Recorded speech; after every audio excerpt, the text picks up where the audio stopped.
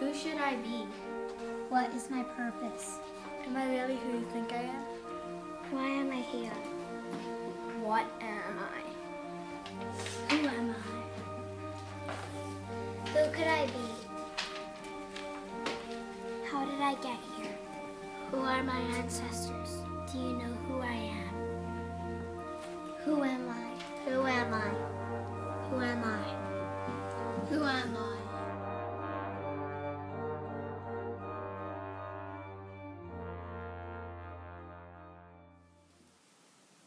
Hello, and welcome to Constructing Identity with an iPad.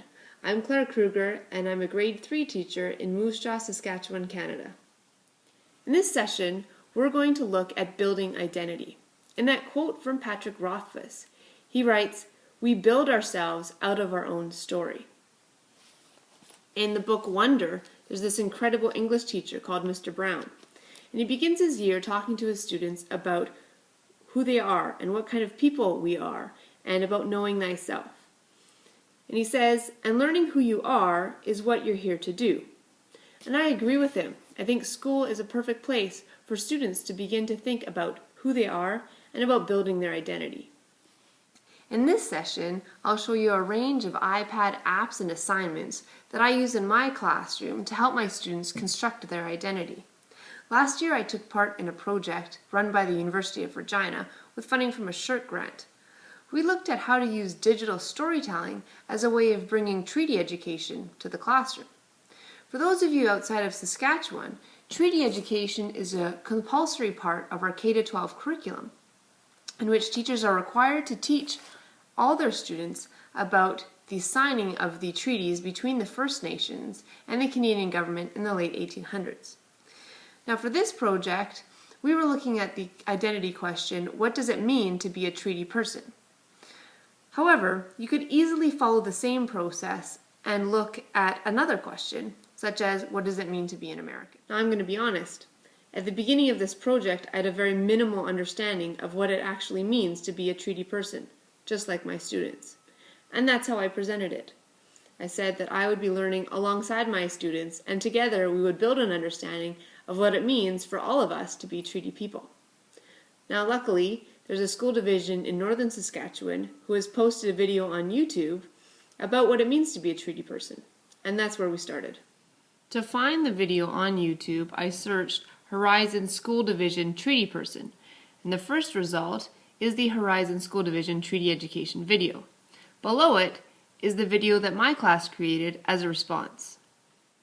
If you watch the Horizon video, you will see that they make 3 key points about what it means to be a treaty person. The first point is that you don't need a treaty card to be a treaty person.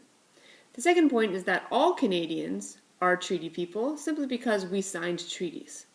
And the third point, because the treaties were signed to last as long as the sun shines, the grass grows, and the rivers flow, we are all essentially treaty people until the end of time. So as a class, we watched this video a few times, and we discussed these 3 points, and then we decided that we wanted to make our own video in that same style. Now my purpose for this was to use the video as a benchmark, to see what we knew at the beginning of this project, and then compare it to the end of the project, and hopefully see some growth and a deeper level of understanding. So this video that we created is deliberately simplistic because our understanding at the beginning of this project of what it means to be a treaty person was simplistic. We are all treaty people. You don't have to have a treaty card. We are all treaty people. I'm a treaty person. I'm a treaty person. As long as the sun shines, I am a treaty person. People until the end of time. Until the end of time. I am a treaty person. We're all treaty. It does not matter if you have a treaty card or not. We are treaty people until the world ends. People, we are all treaty people. As long as the sun shines and the grass grows, we are all treaty people. I am a treaty person. As long as the river flows. So that was the first digital storytelling product that we created. It turned out to be an excellent benchmark for what we learned over the course of the project, for my students but also for myself. Going into the project, I had never used an iPad before, and I'd certainly never used iMovie. And so you can see in that movie it's a little rough. Kids' heads are cut off a bit. The iPad is turned the wrong way. And so it's fun for both my students and for myself to be able to look back on that project and really see the growth that we've had over the course of the year. You can find all the projects that I will be presenting on my Treaty Education blog at treatypeople.edublogs.org. On the right-hand side, under Digital Storytelling, there are links to each step of the project, and the video that we just watched is step 1. The second step of the project was to figure out what it is to be a treaty person and what is a treaty. So we looked at first just at the time aspect of that. So we are in Treaty 4 area, and Treaty 4 was signed in 1874. So we thought back to what this area would have looked like at the end of the 1800s. In particular, what Fort Qu'Appelle would have looked like, because that's where the treaty was signed. So then students were asked to create a character that could have been around during the time of the signing of Treaty 4. They then used the Puppet Pals app on the iPads to create a puppet show introducing their character. So the Puppet Pals app is really great to use. It's fun and flexible. You can use the characters that are already provided for your puppets, or you can add a character from a photo. You just take a picture of yourself and then you can cut yourself out. Then you can move your character around as you speak. The following is an example of one of our projects. Hi, my name is Misa. I was born near Fort Qu'Appelle in a small teepee. I am a girl. My hair is brown. I am 8 years old. I was in Fort Qu'Appelle because I was getting flour from the store. I'm excited because the signing of Treaty 4 is being signed tomorrow. When I got to the signing of treaties, there was lots of arguing. After making our puppet shows, we went on to study the signing of Treaty 4 more completely. We studied the intricacies of the negotiations of the treaty, and then we decided to make a podcast using the GarageBand app. The assignment was for students to be in present day making a podcast, and then in their podcast go back in time to interview the character that they created in the Puppet Palace project about the signing of Treaty 4 and about what it means to be a treaty person. The GarageBand app is pretty awesome because you can easily create your own songs and your own music using a bunch of different instruments, and also add your own voice and add sound effects. Here's an example of one of our projects. Hello there, this is News with McGeezy.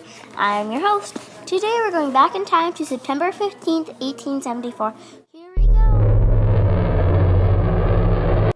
Whoa, that was a bumpy ride. I'll have to fix that for the ride back. My friend Misa will be around here somewhere. We're going to interview her about treaties. Oh, there she is. Hi, Misa. Hi, McGeezy. What is a treaty? A treaty is a piece of paper that the chiefs sign that says they have to give each other stuff. In the treaty negotiations, who spoke for the Canadian government? Alexander Morris spoke for the government. I just met him today. I think his clothes are kind of funny. Who did Alexander Morris come with? He came with 105 soldiers, 2 helpers, and an interpreter. I didn't see the soldiers, but whatever. What was the interpreter's name? His name was Charles Pratt. Who negotiated for the First Nation chiefs? Chief Kakishawe spoke for the chiefs. What were you given in the treaty? There are reserves set aside for our nations, new tools to help us with farming, and help with education. We will also be given money each year, and the chiefs will be given new suits, medals, and flags. What did you have to give the government in your treaty? In exchange, we had to share our land. What does it mean to be a treaty person? To me, it means being a Canadian. What does it mean to you to be a treaty person? To me, being a treaty person means being bound by laws. Okay, it's getting dark now. I should go. Bye. Bye.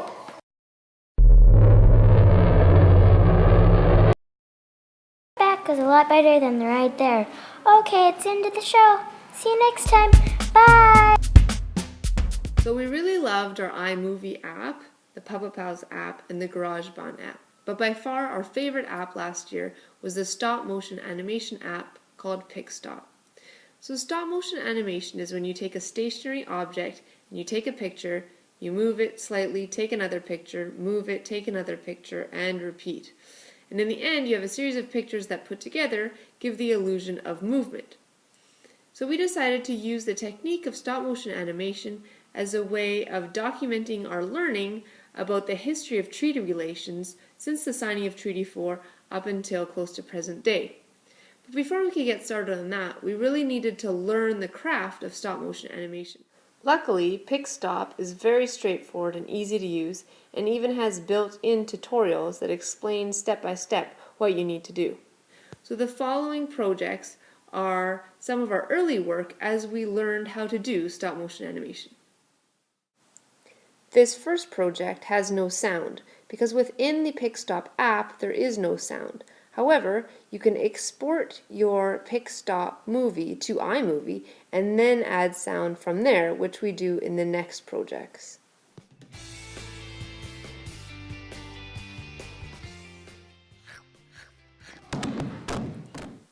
Once we got a handle on how to do stop motion, we moved on to doing projects about treaty education.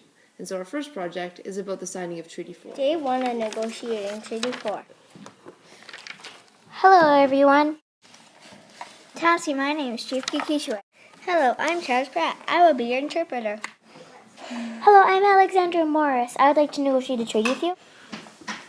Day 2. If you give us this much land, we will give you farming lessons, farming equipment, school for children, and payment of money every year. The chiefs will also receive new suits, medals, and flag. Day 3. Do you agree with that, Chief Kikishua? Do you agree? Can I have your attention? Can I have your attention? Our land is not for giving. It's for sharing. Also, and it's too much land. We will negotiate to share this much land. Are you good with that?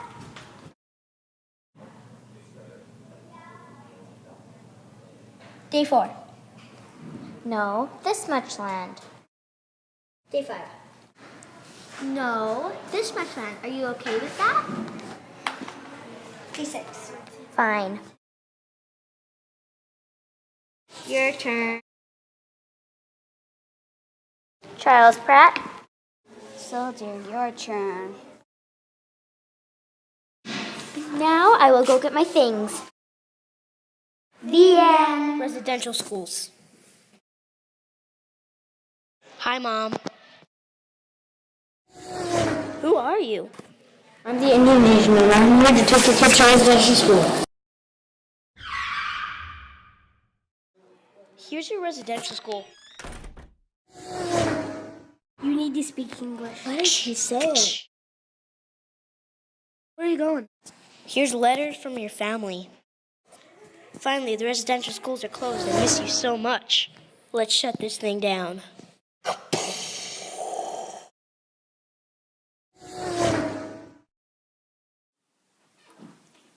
After studying residential schools, we went on to look at the Oka crisis. This occurred in 1990 in Oka, Quebec, where the town of Oka wanted to expand their existing golf course to include the surrounding areas, which would have meant building on top of a traditional Mohawk graveyard. In order to study this, we watched the National Film Board of Canada's film, My Name is Kahen Tiosta, which is available online. This film was told from the perspective of a Mohawk woman named Kahen Tiosta, as she is arrested after the protest. What really resonated with my students was the fact that although everyone was arrested, most protesters were let go. But Kahen Tiosta was kept longer than the others because she did not have a Canadian name, and the judge would not accept initially her Mohawk name. So this is a stop-motion film that reenacts the Oka crisis. Golfing's fun. We should expand. Yes, hole in one. You can't build a barricade here. You can't build a golf course here. Okay, Mohawks, off to jail now. This is the army base. You'll be staying here for the night. See you in the morning, you Mohawks. Up and at 'em. Time to go. Where are we going? To the courthouse. Ladies go last. Free to go. You're free to go. You're free to go. What's your Canadian name? Kahentiosta. That's your Mohawk one. What's your Canadian one? My name is Kahentiosta. Says on birth certificate. Okay, you're free to go. Maybe that wasn't such a great idea. And that was the story of the Oka crisis. After finishing our unit on stop-motion animation, it was nearing the end of the year, and it was time to assess what we had learned about being treaty people. So for our final project, students were given the choice of using any medium to show what they had learned over the course of the project. One group of students decided to do a video similar to the one that we did at the beginning of the year about what it means to be a treaty person, but this time more in depth. I feel like the government is wrong about residential schools and 60 school. People want to help in the future. As a Canadian, I feel guilty of the things that had happened. I hope it doesn't happen again. We are all treaty people. I think we made big mistakes about the First Nations. Because of the residential schools, many children died and other First Nations were sent to poor land. We as treaty people, we can make the future better than the past by being partners with the First Nations. Another group did a common craft style video. What it means to be a treaty person. It is confusing to be a treaty person. We don't get why the Indian Act had nothing to do with the treaties. We feel sad about the kids that had to go to residential schools. The 60s scoop is confusing because it's good and bad. The good part is that kids were placed in good homes. The bad part is that the kids lost their culture and no one could teach them their language and traditions. The Oka crisis doesn't seem fair to us because clearly there's a graveyard there. The graveyard seems more important than golf. We want to make a difference. We want everyone to be treated fairly, and we are going to learn from all these mistakes. We can make a difference. And one group wrote a song and produced it on GarageBand on the iPads. I see the stars, they're flying up above, or they are crying. It's hard to think, it's hard to fly. Oh, used to think the past was better, but now it's worse. Sharing the land was a good idea, I thought at first, until the Indian Act came. The act was bad. Now when I look back, it always gets me mad. I see the stars, they're flying up above, or they are crying. It's hard to think, it's hard to fly. Whoa. We see the stars, they see the stars so high, it's like we're on Mars. We need to celebrate because we need to recalibrate. I feel good, I feel strong, but living on this land sometimes feels wrong. I see the stars, they're flying up above, where they are crying. It's hard to think, it's hard to fly.